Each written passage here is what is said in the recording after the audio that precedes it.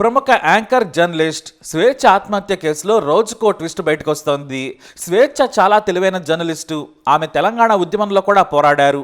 TV9, HMTV, 10 TV, tea న్యూస్లో కూడా పనిచేశారు. మట్టిపోల వాసన అనే పుస్తకం కూడా రాశారు. కవయిత్రి కూడా. కవితలు కూడా అద్భుతంగా రాస్తారు. పుస్తకాలు చదవడంతో పాటు లోకజ్ఞానం కూడా స్వేచ్ఛకు మెండుగా ఉంది.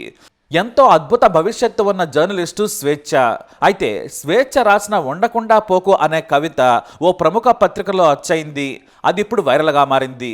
నిజంగా ఆమె ఒంటరితనం, బాధ ఈ కవితలో కూడా కనిపిస్తోంది. పుట్టడము చావడము స్పృశించలేని మధ్యలో నిన్నప్పటికే పూర్తిగా మరిచివేయబడి ఉంటాను. అంతకంటే ముందు నాకు నువ్వు ఉండకుండా పోకు అనే కవితలో ఈ లైన్లు ఆమె మానసిక స్థితిని తెలియజేస్తున్నాయి. చాలా గొప్ప కవితలు రాసిన స్వేచ్ఛ గురించి చాలా తక్కువ మందికి తెలుసు. కానీ ఆమె తన జ్ఞానాన్ని పూర్తిగా ఉపయోగించుకోలేదనే చెప్పొచ్చు. తెలంగాణ ఉద్యమంలో ఎంతో చురుకుగా పాల్గొన్న స్వేచ్ఛ తన పేరుకు తగ్గట్టే స్వేచ్ఛగా ఉండాలనుకుంది.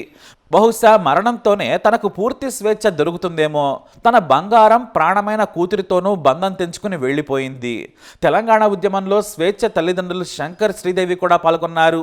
అయితే ఏం జరిగిందో తెలియదు. కానీ ఆమె తనకు తాను ప్రాణంగా పెంచుకుంటున్న 14 ఏళ్ల కూతురును కూడా వదిలేసి ఆత్మహత్య చేసుకుంది స్వేచ్ఛ. అసలేంటి అనేది పోలీసులు, తల్లిదండ్రులు, కొంతమంది స్వేచ్ఛ సన్నిహితులు చెబుతున్న వివరాల ప్రకారం స్వేచ్ఛ జీవితం ఎలా సాగింది. కూతురితో ఉంటుంది స్వేచ్ఛ. తనకు ఏమాత్రం మనసు బాగోలేకున్నా కూడా కూతురితో గడిపి అన్నీ మర్చిపోయేవారామె. అయితే ఆమె మరణానికి కారణం ప్రియుడు పూర్ణచందర్ అనేది పోలీసుల మాట. ఇంతకీ మరి ఎవరి పూర్ణచందర్ అంటే టీ న్యూస్లో స్వేచ్ఛకు అతను పరిచయం. ఎంటర్టైన్మెంట్ విభాగంలో పనిచేసేవాడు. 2009 నుంచి వారి మధ్య స్నేహం ఉంది. ఆ సమయంలోనే ఇద్దరి స్నేహం కాస్త ప్రేమగా మారింది. కానీ ఇద్దరికి అప్పటికే పెళ్ళయింది. అయితే భర్తకు విడాకులు ఇస్తే మనం పెళ్లి చేసుకుందామని ఆఫర్ పెట్టాడు పూర్ణచందర్. ఆమె పూర్ణచందర్ మీద ఇష్టంతో భర్తకు విడాకులు ఇచ్చింది. ఆ తర్వాత పూర్ణచందర్ భార్య కూడా యాంకర్ స్వేచ్ఛతో ఎఫ్ఐఆర్ తెలిసి వెళ్ళిపోయింది. నాటి నుంచి స్వేచ్ఛ, పూర్ణచందర్ కలిసే ఉంటున్నారు. ఒకే ఇంట్లో గడుపుతున్నారు. అయితే పెళ్లి చేసుకుంటానని మాట ఇచ్చిన పూర్ణచందర్ ఆ మాట నిలబెట్టుకోలేదు. దాదాపు 15 ఏళ్లుగా సాగదీస్తూనే ఉన్నాడు. మరోవైపు కూతురు జీవితంపై ఆమెకు బెంగగా ఉండేది. బాగా చదువుకోవాలి, తన కూతురు తన కాళ్ల మీద తను నిలబడి గొప్ప స్థితిలో ఉండాలని ఎప్పుడూ కోరుకునేది స్వేచ్ఛ. అయితే పెళ్లి మాటను దూరం పెట్టిన పూర్ణచందర్ ఆమెతోనే ఉంటున్నాడు. ఇటు వారి కూతురు కూడా వారితోనే గడుపుతోంది. ఎప్పుడు పెళ్లి గురించి అడిగినా కూడా సమాధానం దాటవేసేవాడు. దీంతో కొన్నాళ్లుగా విభేదాలు మొదలయ్యాయి. అయినా కూడా కలిసే జీవిస్తూ ఉన్నారు. ఏదో ఒకరోజు పెళ్లి చేసుకోపోతాడా అని స్వేచ్ఛ భావించింది. కానీ పూర్ణచందర్ మాత్రం ఆమెను శారీరకంగా మాత్రమే వాడుకున్నాడు. మరోవైపు ఆమె తల్లిదండ్రులు కూడా పూర్ణచందర్కు దూరంగా ఉండాలని కూతురుకు నచ్చజెప్పారు. కానీ ఆమె వినలేదు.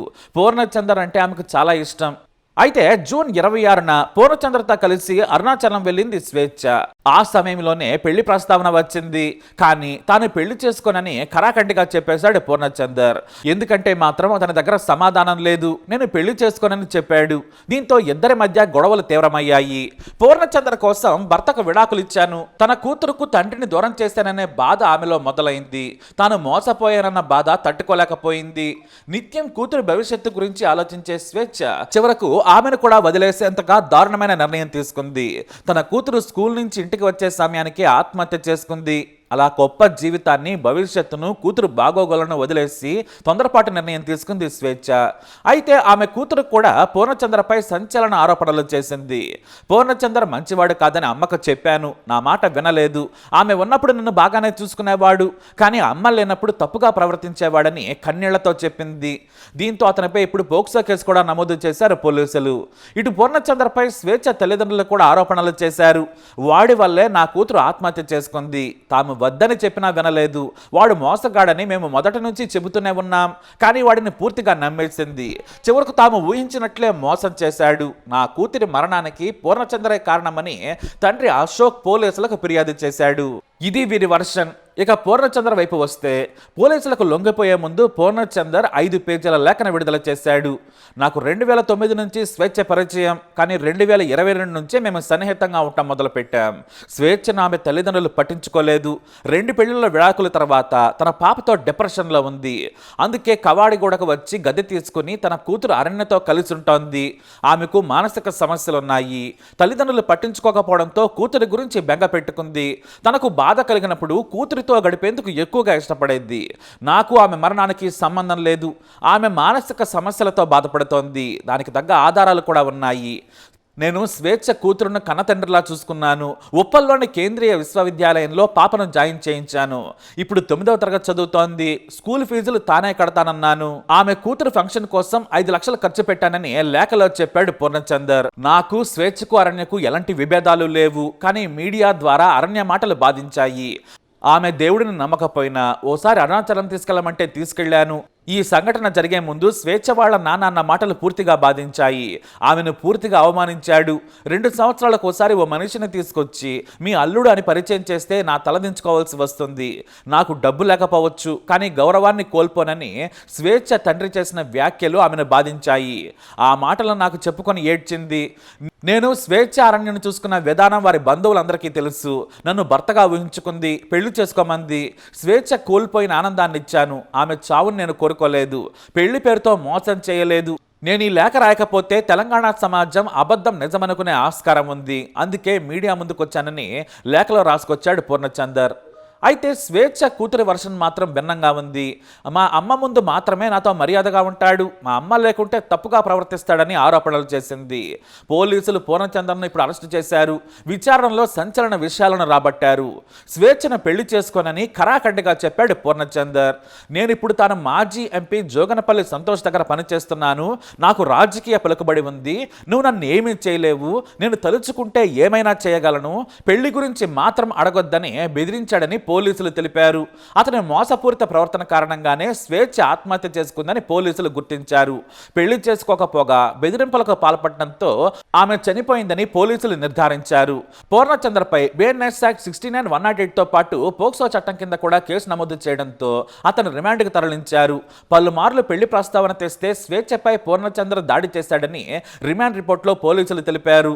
పూర్ణచంద్ర మోసం చేశాడని తెలుసుకున్న స్వేచ్ఛ తీవ్ర మనస్తాపానికి గురైందని రిమాండ్ రిపోర్ట్లో పోలీసులు పేర్కొన్నారు. అయితే పోక్సో కేసు నమోదు చేసిన తర్వాత సడన్ గా పూర్ణచంద్ర మొదటి భార్య స్వప్న సీన్లోకి వచ్చారు. నాకు స్వేచ్ఛను పూర్ణచంద్ర పరిచయం చేశాడు. అలా మొదటిసారి నాకు యాంకర్గా పరిచయం అయింది. వారి మధ్య బంధం గురించి మొదట నాకు తెలియలేదు. ఆ తర్వాత తెలియగానే తన పూర్ణను వదిలేశానని చెప్పారు ఆయన. అయితే యాంకర్ కూతురు ఆరోపణలో వాస్తవం లేదు. తన భర్త స్వేచ్ఛ కూతురును సొంత కూతురులా చూసుకున్నాడు. ఆమె చేస్తున్న ఆరోపణలు అవాస్తవమని తేలింది. ఇంకా చెప్పాలంటే స్వేచ్ఛ నన్ను మానసికంగా టార్చర్ పెట్టింది. పూర్ణచంద్రను బ్లాక్మెయిల్ చేసింది. నా పిల్లలను కూడా అమ్మ అని పిలవాలని భయపెట్టిందని స్వప్న ఆరోపించారు. నా భర్త అమాయకుడు, అతనిపై పోక్సో కేసు పెట్టారు. ఇప్పుడు నాకు నా పిల్లలకు దిక్కెవరని బాధపడ్డారామె. ఏదేమైనా స్వేచ్ఛ మాత్రం కేవలం పూర్ణచంద్ర పెళ్లి చేసుకోలేదనే బాధతో చనిపోయింది. పైగా బెదిరించడంతో చనిపోయిందని పోలీసులు చెబుతున్నారు. ఏదేమైనా గొప్ప రచయిత్రి, కవయిత్రి, జర్నలిస్టు ఇలా తనువు చాలించడం విచారకరం. ఆమె అంత్యక్రియలకు బీఆర్ఎస్ నేతలు, మాజీ మంత్రులు, సీనియర్ జర్నలిస్టు హాజరై నివాళి అర్పించారు. జీవితంలో ఎంత తెలివున్నా, ఎన్నో పుస్తకాలు చదివినా, కవితలు రాసినా, సమాజాన్ని చదివినా, సమాజం కోసం బ్రతుకుతున్న స్వేచ్ఛ తన కష్టానికి సమాధానం వెతుక్కోలేకపోయింది. తెలిసిన వారి సాయం కోరకుండా తొందరపడి వెళ్ళిపోయింది. చివరకు ఉండకుండానే పోయింది. కూతురిని వదిలేసి వెళ్ళటం ముమ్మాటికి స్వేచ్ఛ చేసింది తప్పే. మరి మీరేమంటారు? మీ అభిప్రాయాన్ని కమెంట్ ద్వారా తెలియజేయండి. ఈ వీడియో అప్డేట్స్ కోసం మై ఛానల్ ఫాలో అవ్వండి. అలాగే తప్పకుండా సబ్స్క్రైబ్ చేసుకోండి.